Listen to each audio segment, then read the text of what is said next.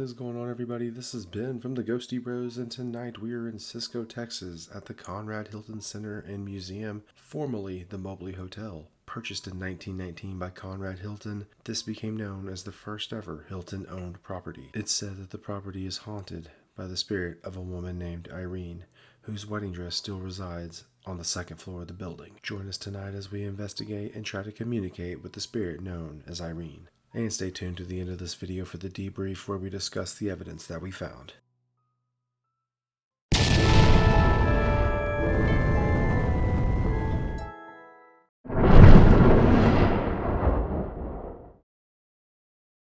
The lady that was here before me, she's what's like, hey, you do know the Hilton's haunted, and she said it's haunted, and had told me that she was working one day and it was real quiet in here, and she said she heard all this ruckus, and she said I could find nothing. We go to the elevator and the door opens, and the door's opening, and there wasn't nobody in the elevator. Door open, and you just kind of felt this little wind just for a minute.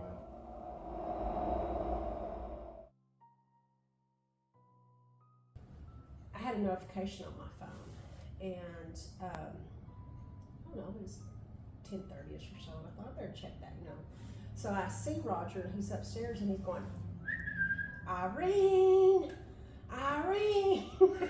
Of course, I got tickled about it. Well, he's a little spooked about this building. He said that building's haunted. And he said, I'll tell you the strange thing about that is, he said, I had a long distance cousin that had lost her mother, and she was a young girl, and her name was Irene. And he said she had put on her mother's wedding dress one time, and her daddy told her to take it off, and she didn't. And she was cooking it and caught it on fire and died. And he found that wedding dress and her name being Irene was such he said there's something there about that.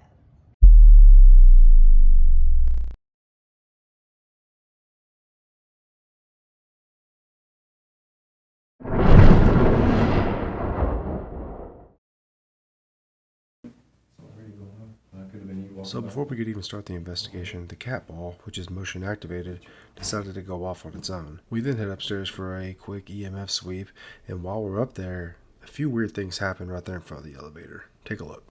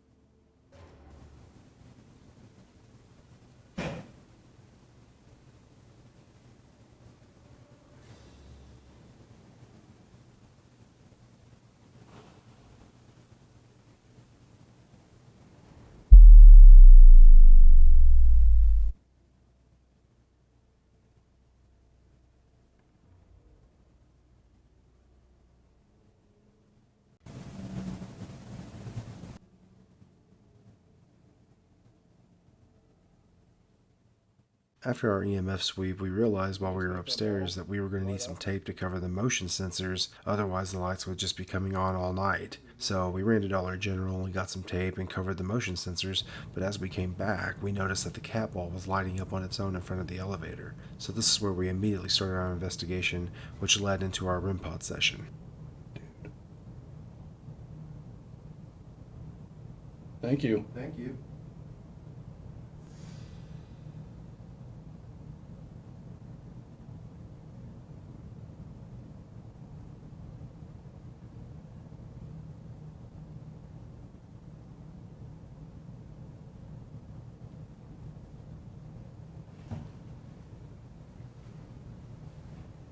Just to demonstrate.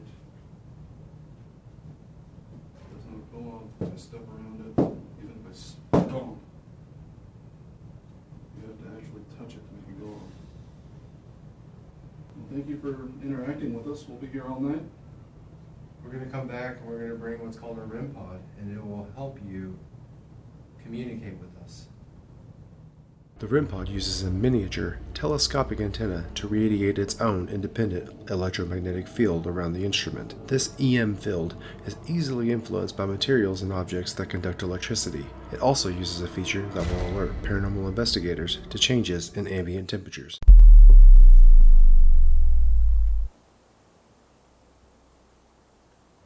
If we're speaking to someone who's not Irene, can you light this device up, please?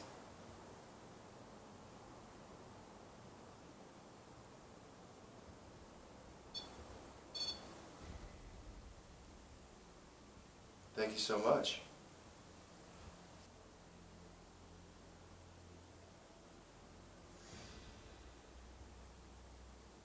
We may not be able to hear you now.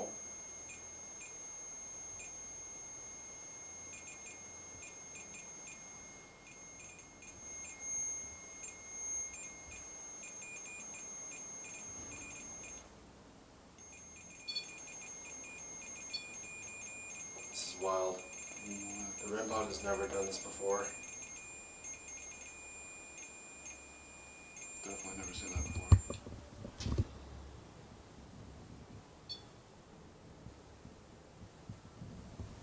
Don't be afraid, keep going.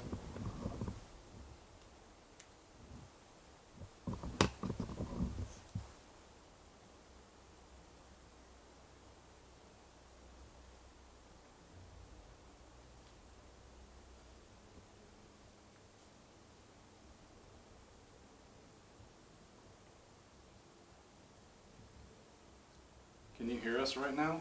Make it beep once for yes.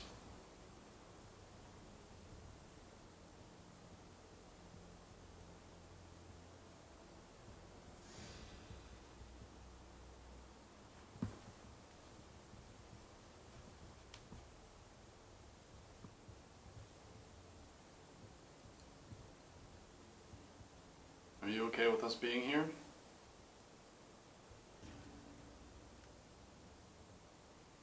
One beep for yes, two for no.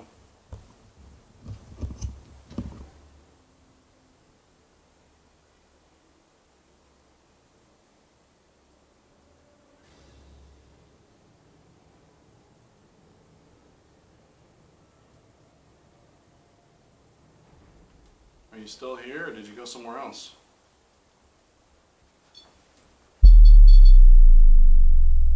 Still here. We're going to be here for a while, so we just want to be friends, get to know each other. If you forgot, my name is Ben.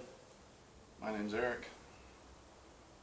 We're just here to communicate with you, to find out if, Irene, if this is you, and if that is your wedding dress on the second floor.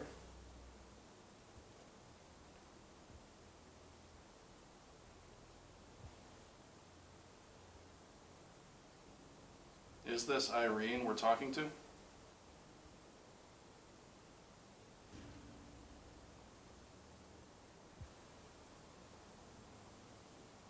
Or is this someone else?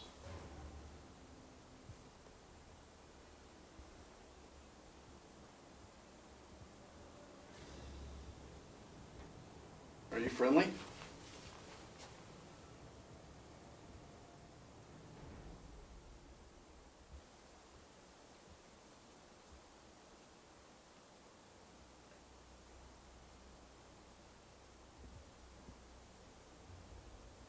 Are you unfriendly?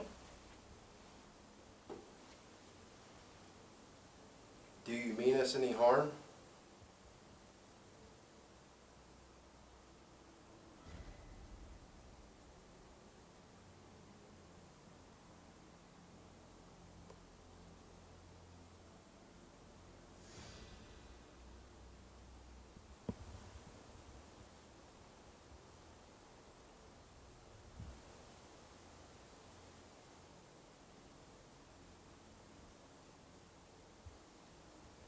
Can you make the elevator go up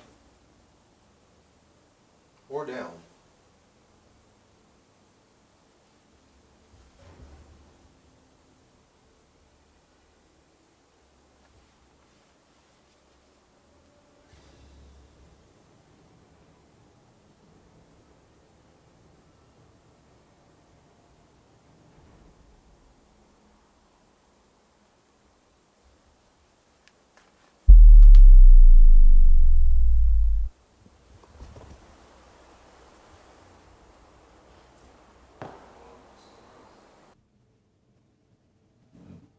We can come back later if you want to talk.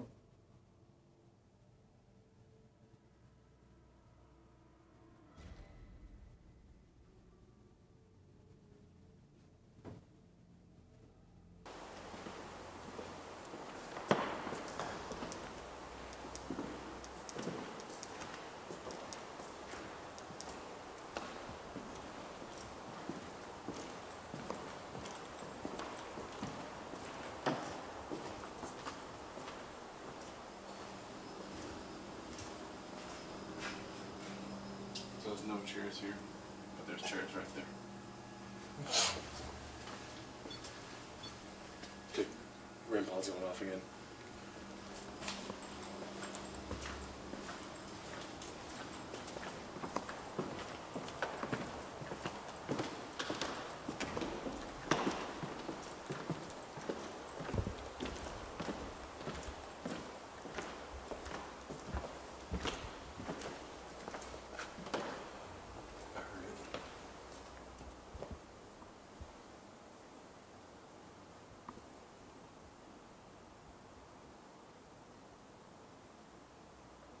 We heard you make that REM pod go off again. Can you do it again for us?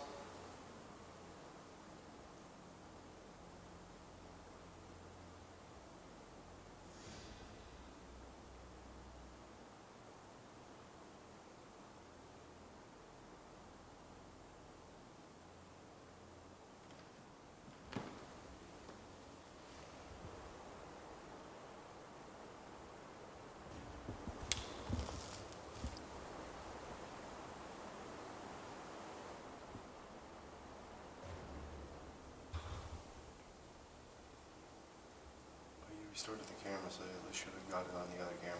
Yeah.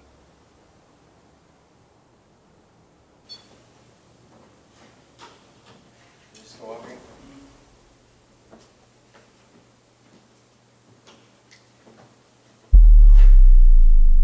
You keep making that go off after we walk away. You see that antenna sticking up? Why don't you grab that antenna? It's not going to hurt you. It's just going to let you know that you can, let us know that you can understand what we're saying. So if you see that red light and that antenna, will you please walk up to the antenna and grab it for us?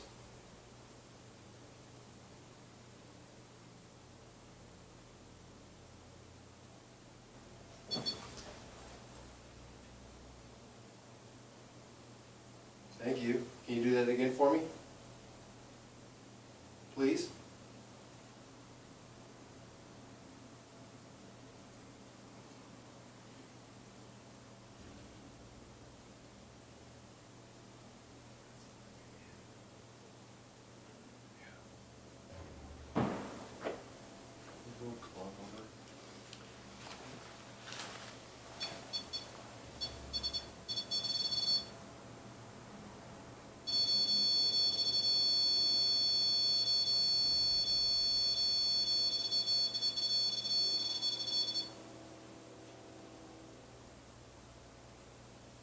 glad you're here.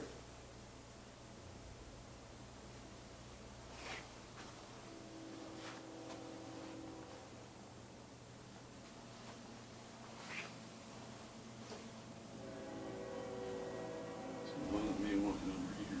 No, but as soon as you did, it started doing it.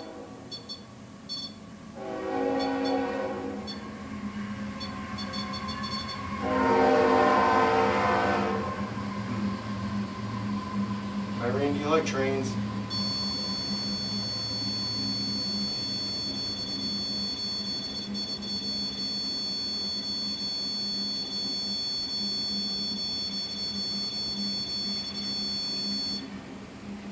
I don't know what to make of that. I think she really likes trains.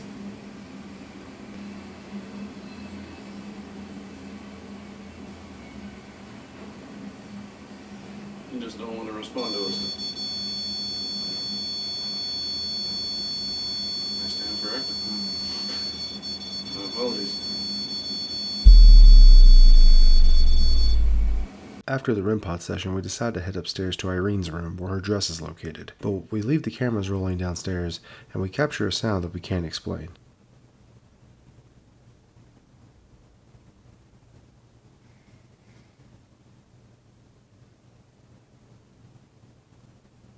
If you're right there with us and want to communicate, grab that antenna. We've now moved into Irene's room upstairs where the REM pod starts going off almost immediately.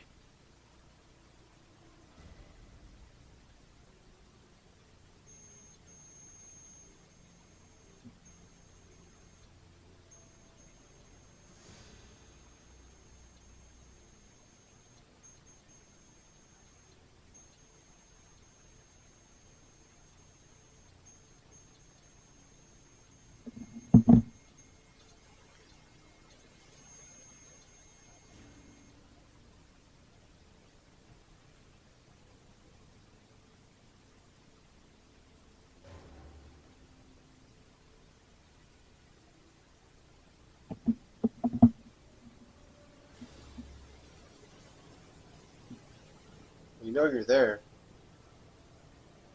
If you can't grab the antenna or touch the red light, why don't you come touch this cat ball on the floor? And that will also let us know that you're here with us.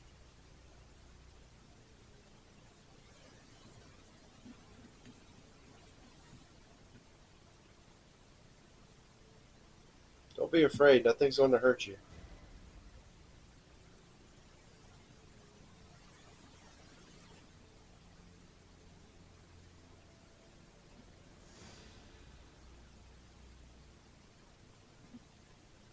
All we want to know is if you're here.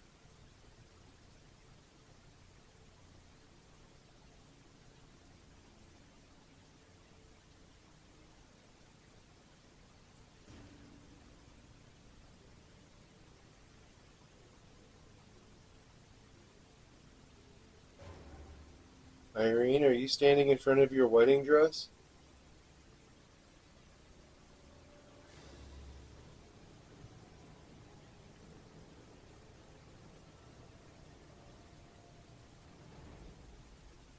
Some people say that they've seen you.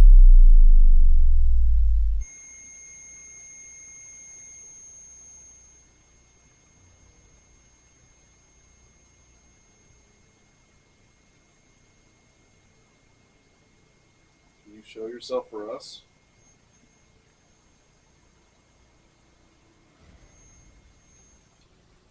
Do you know how to play piano?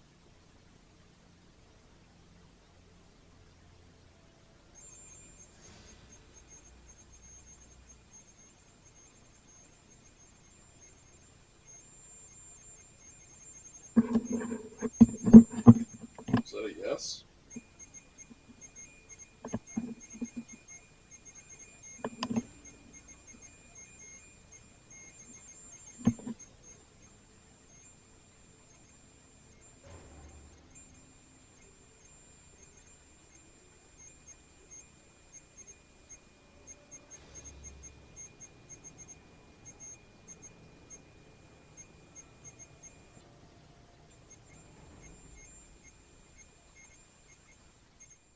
While we were investigating in Irene's room, we kept hearing knocking sounds come from the bedroom next door, so we decided to move over there. We capture what I believe is the film advance lever of Eric's camera triggering on its own, and if you look closely, you can see the strap move slightly and then fully move down to the stool.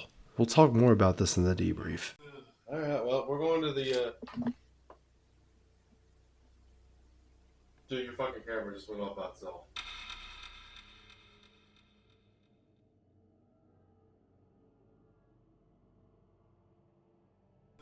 Alright, well, we're going to the, Dude, your fucking camera just went off by itself. Alright, well, we're going to the, Dude, your fucking camera just went off by itself. We finish up with the SLS camera and an Estes method session. The SLS is a structured light sensor camera system. It allows ghost hunters to detect spirit forms during paranormal investigations that can't be seen with the naked eye.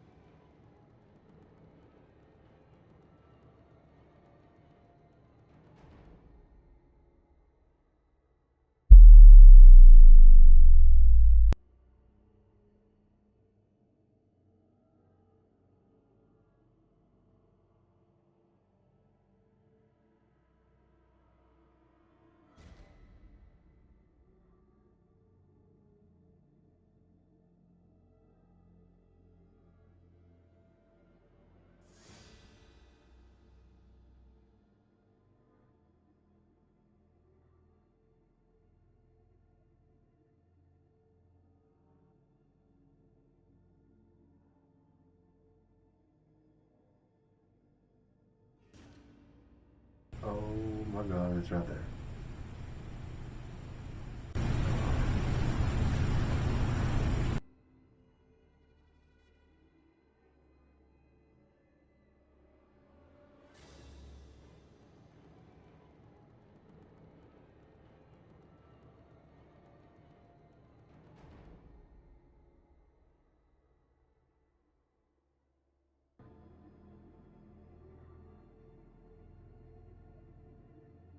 The Estes method involves using sensory deprivation and a spirit box to communicate with potential spirits in a given location.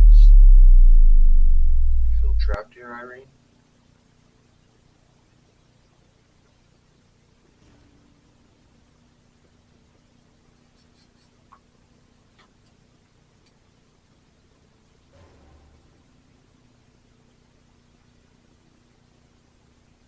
How long have you been here?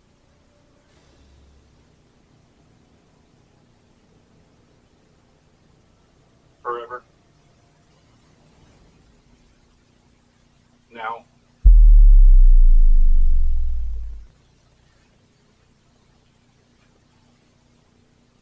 Miss anybody?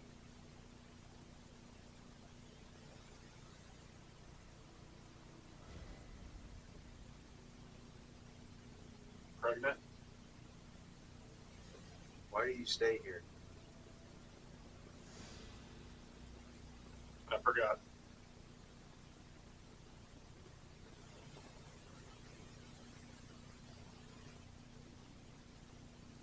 What is your business here?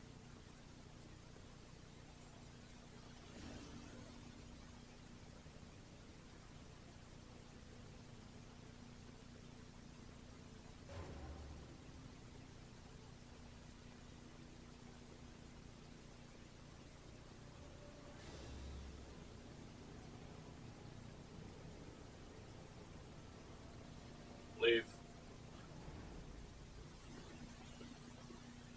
You want us to leave? They want us gone.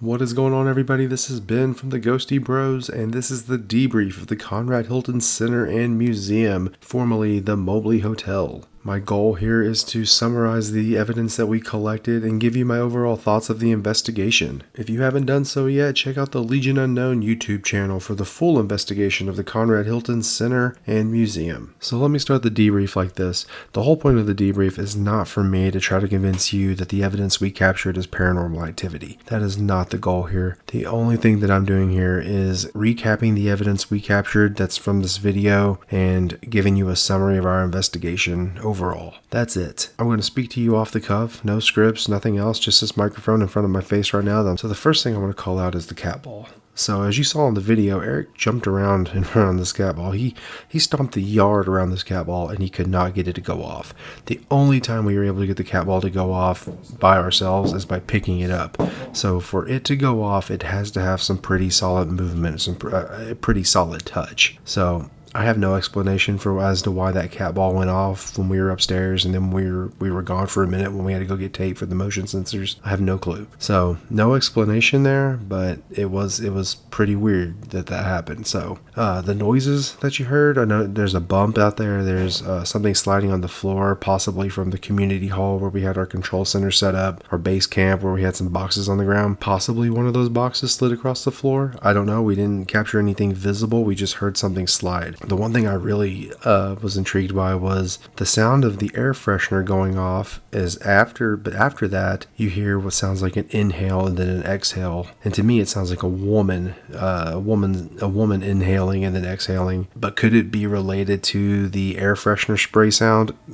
Quite possibly, but I don't know, but to me it sounds like a female inhaling and then exhaling. So then we moved into the REM pod section, which the REM pod came out whenever we got back from getting that tape from Dollar General. We saw the cat ball was going off, and then we thought, well, let's put the REM pod down and see if we can get some activity. And sure enough, we put it down and we started asking questions. And next thing you know, the temperature change on the REM pod started going off, and then the REM pod itself started going off as well, and without explanation. None of us were near it. There was a new battery in the REM pod, so not exactly sure what was going on. We did get a few intelligent responses when we were asking some of the questions. We walked away for a minute, we went to the kitchen, and it started going off again while we were out of the room. Luckily, we picked that up on the static cam. So same with the REM pod upstairs. We took the REM pod upstairs to Irene's room, and immediately started getting some activity with the temperature changes. We were in the room where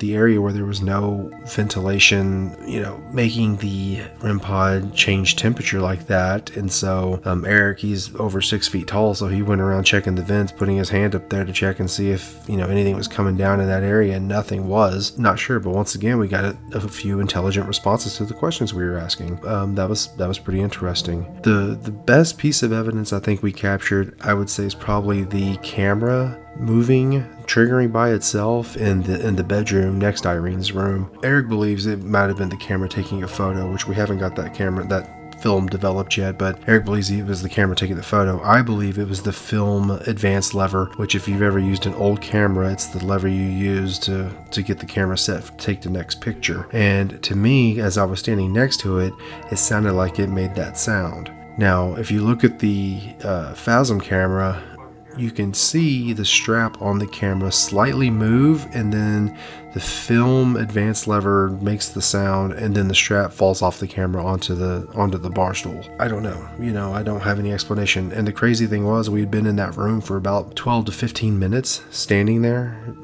trying to provoke something to happen, and nothing happened. I mean, for the whole 15 minutes, and then all of a sudden the camera does its thing, and we're not sure what was going on. We're still not sure what was going on. That was a pretty unexplainable incident for us. Next, we jumped over to the SLS camera, which, if you don't know, is basically an Xbox Connect connected to a tablet or a laptop or something like that, and it's supposed to pick up things that the naked eye can't see. We did have some stick figures appear. One of them appeared to be leaning against the wall, and then it moved and started leaning against the display case on the other side. Not exactly sure if that means anything. Honestly, I mean, that thing can be triggered by objects that kind of make the look of a human being. The fact that the figure continued to move back and forth, and actually at one point goes on the floor, lays on the floor. That was pretty interesting too. And then finally we ended with the Estes method, which the Estes method has a bit of controversy around it. Some people choose not to use it. To me, it's not any different than those who use spirit boxes, which we do have a spirit box we use, but we hooked up a pair of earbuds to the spirit box, and then I proceeded to ask questions, and the hope is that you get some kind of intelligent response through the spirit box. And Eric did come back with a few responses that were related to the questions I was asking. And I'll tell you, not every Estes method session and spirit box session are you going to come back with something. I actually did the Estes method next after Eric, and I got nothing. I got literally absolutely nothing. The questions that he asked, the answers I gave didn't match up, and that's the one thing you won't see us do on our channel. Is we're not going to sit there and try to squeeze every response into fitting the question. That's just not going to happen. But anyway, overall, the investigation at the Conrad Center and Museum, the Conrad Hilton Center and Museum, was a fun time, was an exciting time. One of the first actual investigations we were able to do where we didn't have to sneak onto a property or anything like that. So, yeah, I'd love to return there someday and actually do another investigation. Tammy, who was the executive director there, was so nice and so generous, and she was really fun to talk to, and she was able to give us a lot of good information that helped us along the way during the investigation. Yeah, we finished up. We started at about 7 p.m. and then we finished up about 1 a.m. We tore everything down, and then we locked up and drove home, which was about a 3-hour drive from Cisco, Texas back to Lubbock. So not too bad. It was a little foggy though. It kind of looked like Silent Hill. We kept waiting for Pyramid Head to show up and like start smashing our vehicles with an axe or something, but sadly that never happened. Anyway, we are on to our next investigation, which we will be, by the time that you hear this, we'll be finishing up the Blackness Haunted House out in Plainview, Texas. It's a haunted house during the spooky season, but even after the spooky season, there are claims of it being haunted. That includes apparently doppelgangers, which I don't know if I want another me running around, but whatever. Could be fun. But yeah, stay tuned, and we'll catch you in the next debrief.